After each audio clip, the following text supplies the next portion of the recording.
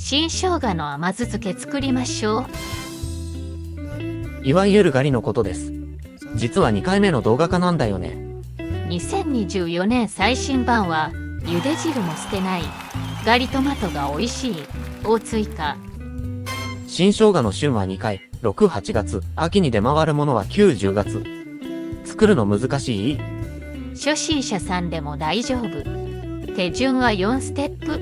甘酢を作って冷ます。生姜をスライス、さっと湯につける。瓶に詰める。材料。新生姜 400g、砂糖 100g、粗塩 12g、酢 240ml。甘酢作り。ホーローまたはステンレスの鍋に酢、砂糖、塩を入れ火にかけ、さっと煮立たせ、火を止めて冷まします。生姜スライス。生姜は節で切り分けます。新生姜はみずみずしく繊維も柔らか、辛みも控えめなのが特徴。新生姜は皮が薄いので、基本、皮は剥かず、汚れが気になる部分はスプーン等でこそげる。傷んだ部分があれば、包丁で切り落とすよ。洗って水気を切り、スライスします。スライサーを使うと便利。だけど、怪我をしないようにね。生姜は繊維に沿ってスライス。繊維に沿う？どういう意味？繊維に沿って切ると断面が滑らかなのよ。この横線が生姜の繊維？生姜の横線は繊維じゃなくて、繊維は線に対して垂直に入ってます。そろそろ忘れずにお湯を沸かそう。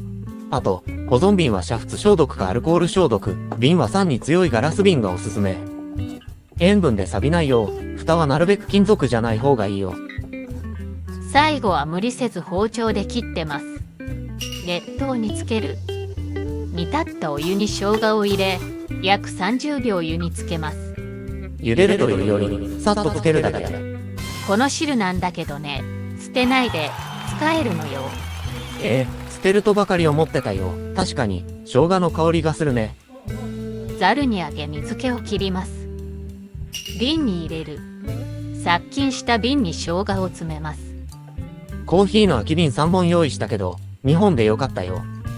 コーヒーの空き瓶は3、塩分に強くて甘酢漬けにぴったり。詳しくは前回の動画、コーヒーの空き瓶についての動画を見てね。甘酢を注ぎます。漬け汁から生姜が出ないようにね。保存。蓋をして冷蔵庫で保存。あれ？ピンク色じゃないよ。それじゃあ魔法をかけましょう。わあ、翌日になったら色がピンクに。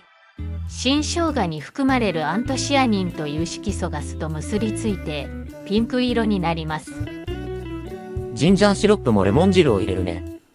生姜の甘酢漬けの日持ちはどのくらいなの？1シーズン、約3ヶ月が目安。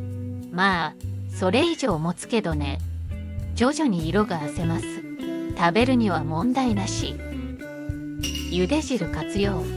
それで、捨てずに取っておいた茹で汁はどうするの？ジンジャードリンクを作りたい場合は、砂糖を足して火にかけて、レモン汁。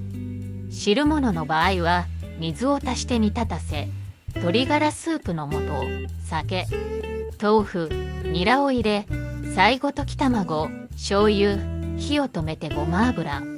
茹で汁に水を足すのがコツ。茹で汁だけで作ると辛すぎるから。ピリッとして美味しいジンジャースープ、茹で汁捨てなくてよかった。使い道。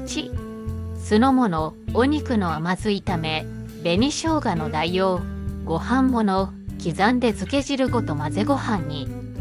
最後に一品。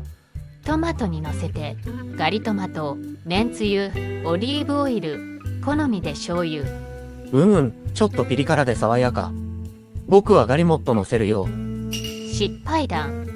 生姜の茹で汁を捨てずに活用するなんて、おばあちゃま、天才。まあ、当然のことよ。茹で汁にも生姜の香りが出てるからね。ほんと、生姜の匂い。茹で汁でスープを作る。